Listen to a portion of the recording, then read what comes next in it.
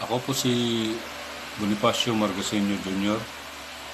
Ako po ay may type 2 diabetes at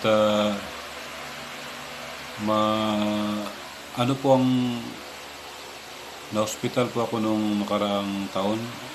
Ngayon po, medyo nakaka-recover na po dahil sa iniinom kong placenta at M3 po. At i-insulin po ako dati, ngayon na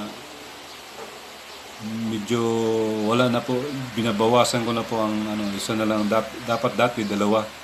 Ngayon isang lang, 15 mg na lang.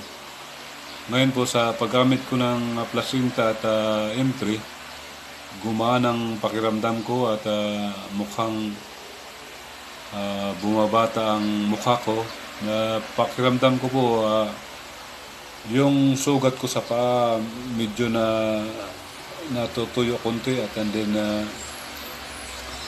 nabawasan po ang knob ng aking paa. Ngayon po, salamat sa Diyos dahil binigyan niya po ako ng ganitong produkto at tuloy-tuloy po ang aming pag-inom mag-asawa. Salamat po at God bless all.